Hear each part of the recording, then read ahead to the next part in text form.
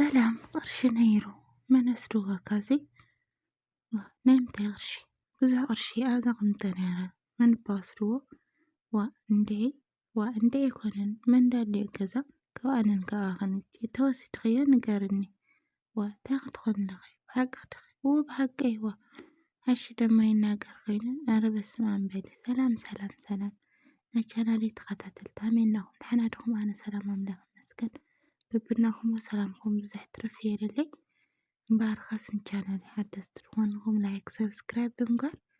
ቤተሰብ ይኹኑ ቤተሰብ ድማ ብልሙድ ላይክን ኣናፅሪትኩም ኣብ ኮሜንት ብምቕማጥ መበረታትኩም ኣይፈለየኒ ያው ስለትገብሩለይ ምርታ ድማ ካብ ልቢ ይቐኒለይ ክብረት ይሃለይ ናብኹም ያው ሎማዓንቲ ኣሌክስ ማነው ሊሊ ምስ ኣዳ ሕዘዮም መፀነኹ ማለት እዩ ብዘጋጣሚ ሊሊ ይመችኽ ባላኳ ደኣ ነደል ግባእ ፕራንክ ተለይኮነ ግን ያው ስውን ምስ ተሓራስ ምዃን ኺሉ ነባዕኽዮ ንባዓት ሕና ክፈድኽናኹ ማለት ሕና ፈድያና ማለት እዩ ቤተሰብ ብሓቂ ማለት እዩ ቅድሚ 2 መዓልቲ ፕራንክ ልገበርዎ ነበሩ ንዓዓ እውን ማለት እዩ ናኸየትና ነብዐት እና ሎማዓንቲ ያው ሕና ፈድያ ሕኖ ያለይ ፈዲስታይ ይብልዎ ወለድና ባዕልኩም መልእኹና ቤተሰብ ሎማዓንቲ ነዳ ልገርም ፕራንክ እሽካብ በቃ ትናድድ እሽካብ ዋይ እዚ ኮይኑ ናይ ኢደይ ዋይ በጃኺ በቃ እዚ ተኮይኑስ ክድለይ እሽካብ ትብላ ማለት እዩ እና ቤተሰብ ዋላ እኳ እቲ ፕራንክ ነደ ልኾን እንድዒ ክፍእ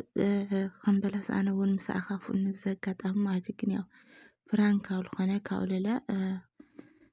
ካብኡ ልኻደ ፕራንክ ስለልገበረታስ እሳ እውን ሕና እያ ፈድያ ሎማዓንቲ ማለት እዩ ቤተሰብና ብዘጋጣሚ ኣነ ኣድንቐያ እየ ብሓደ ገፅ ግን ብጣዕሚ እያ ሕዝናትኒ ታደ ማለት እዩ ምክንያቱም ገንዘብ ካብ ቦርሳ ይትሰርቁ መን ኣልዕልዎ ማለት ተልዕልኽዮ ንገርኒ ዋ ኣነ የልዕልኹይ ኣይግብር ከለል ኣነስ ከይተናገርኩ ክሲ ንምንታይ ብኢደይ የልዕል ተልዩኒ እውን ኣድልየኒ ዶ ገንዘብ ሃብኒ ክብለክዳ ንምንታይ ኣነ ባለይ የልዕለን ያውላታ ማለት እዩ እና ቤተሰብ ያው ኢሉ እውን ዋ ናበይ ደኣ ኸይዱ ገንዘብ ናበይ ኸይዱ ክበሃል ማለት ናበይ ኣነ እዚአ ገይረዮ ዋ ኣብ ካልእ ቦታ ኣቕምጥኽዮ ከይድኾኒ ነኖ ኣብ ካልእ ቦታ ዳ ለይቕመጥኽዎ ኣነ ዳ ለይተጋገኹ ነኖ ገዛይ የጠፍይ ጠፍኡ እውን ኣይፈልጢ ኣብ ካልእ ቦታ ተቕምጥኽዮ ግን ብስነ ስርዓት ሓሲ ብስነ ስርዓት ኣስታውሲ ያላታ ማለት እዩ ያው ኣነ ኣብዘይ ኣቕምጠያ ናበይ ከይዱ ክበሃል ባዕልኻ ትፈልጢ ፈሊጠ ድያ ያብላታ ደጋግማ ማለት እዩ ኣይፈልጢ ዝፈልጦ ተኣምር የብለይ ኣብ ለቕመጥኽዮ ኣብ ልደብርኽዮ ኣልሽ ኣብ ገዛይ ድማ ምንም ነገር ጠፍኡ እውን ኣይፈልጥን ኣይጠፈክን እውን ኣይጠፈክን ጭራሽ ምክንያቱም ገዛይ ምንም ነገር ዝወደቐ ነገር ለልዕል ሰብ የለይ ባርዩ ካብ ቦርሳ ካብ ዝወደቐ ነኳዕ ንሲ ለልዕለለይ ሰብ የለይ ኣብታ ገዛ ድማ ኣነ ንስኽን ኢና ውዕልና ብመዋልያ መልሳትላ ማለት እዩ እዛ ወላዲትና ቤተሰብ እንግዲህ ሓደ ነገር ንፈልጦ ልግበአና ነገር ኣነ ልባዕለይ ብኣነ ሃም ሓንቲ ሰብ ልኾነ ነገር ብእውነት ልኾነ ነገር ጠፉ ክበሃል ከሎ ብጣዕሚ እየ ልርበሽ ማለት እዩ ብእውነት ሃምለይ ወሰድኩ ናፈለጥኩ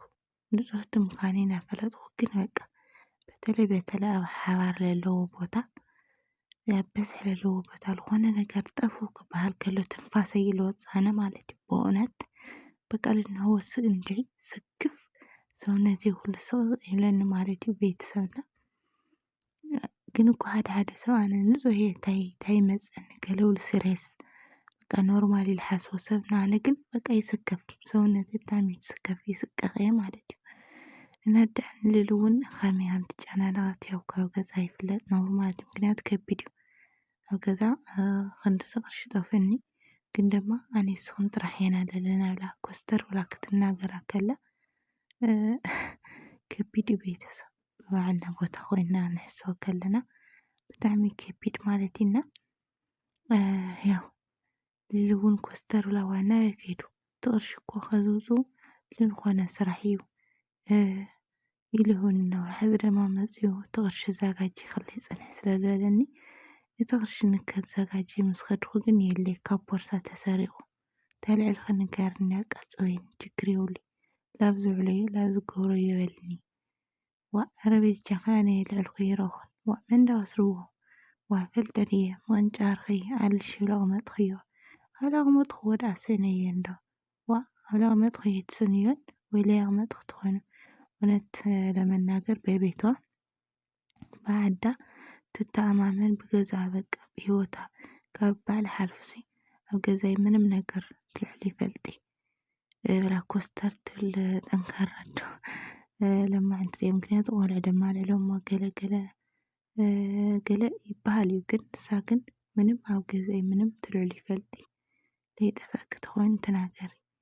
ዋ ወይ ኣብ ለቕመጥክዮ ኣቦ ተቀይርክዮ ኣምጥክዮ ተኮይኑ ክትናገሪ ብማለት እያ መልሳትላ ማለት እዩ ቤተሰብና ኩሉ ነገሩ ብእውነት ከቢድ እዩ ቤተሰብ ምክንያቱ ሓደ ነገር ዋይ እዚ እኮ ጠፎ ትበሃል ተለካ ለዞም በዓል ገዛ ኮይንካ ከምኡ ክብለካ ከሎ ሰብ ብጣዕሚ ለለዎ ስምዒት ለለዎ ጭንቀት ያው ኩላትና ንፈልጦ ኢና ማለት ኢና ብቻ ግን ቤተሰብ እንታይ ክብለኩም ደልየ ከምዚ ዓይነት ነገር ፈጣሪ ይሓግዘና ይሓልየና ይበል ማለት እዩ ብእውነት ኣነ ኣይክእልን ጭንቀት ኣይክእልን ማለት እዩ ለዞም ኣብ ዓደይ ግደይደሊ ዓዲ ኣካባቢይ ይኹን ዳ ነቲ ገዛ ገሻ ናይ ባዕላ ሂወት ስለዘለዋ ናይ ባዕላ ገዛ ስለዘለዋ ናብኡ ግን ብገሽነት ትወልድ ትሓርስ እያ ናብኡ ከይዳ ግን ኣብኡ ክትበሃል ተለካ እንግዲህ ኣብ ገዛካ ከቢድ እዩ ትስከፍ እውን ኢኻ ብሓቂ ማለት እዩ ትሓዝን እውን ኢኻ ካብ ድሓርሲ እታ ኣደ ትሰምዕዋ ብጣዕሚ እያ ሓዝና ማለት እዩ ቤተሰብ ብቻ ግን መጨረሻ ላይ ፕራንክ ስለዝኮነ ሓደ ዘሎ ፕራንክ እውን ብጣዕሚ እዩ ከቢድ ቤተሰብ እውነት ከቢድ እዩ ያዕኒ መቀያየሚ መኮራረሪ ውሽጥካ ንክረስሕ ዝገብሩ ፕራንካት እነው ማለት እዩ በተለይ ንወለዲ ንገብሮም ፕራንካት ብእውነት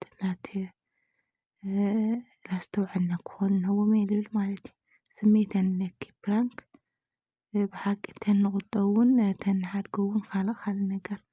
ተንገብር ፕራንክ ንገብር እንተኮይና ብዙሕ ነገራት እኖ ማለት ኢና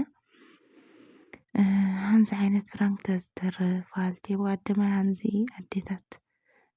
ክራይ ገዛ ክፈሉ ምናምን መሸቀጢ ክፈሉ ምናምን ዝብልና ሕዚ ኣነ ብእውነት ኣብ ልበይ ዘሎ ነገር እዩ ትሰምዐኒ ማለት እዩ እና ሕዚ እውን ኣደይ ልሊ ያው ብጣዕሚ እያ ትጨነቅ ነብራ ብቻ ግን በስተመጨረሻ ፕራንክ ይብላታ ዋላ እኳ ፕራንክ ትብለላ መጨረሻ ላይ እውነት ኣብ ገዛ ደስ ዘይብላ ነገር ነብሩ ማለት ኢና ያው ልቃሕ ክፈድኪ ግን ልልየ ከምዚ ዓይነት ፕራንክ ከይልመደኪ ቤተሰብ እውን ያው ጀመርቲ ዩቱበራት እውን ከምዚ ዓይነት ፕራንክ ካልእ ተንሰርሕ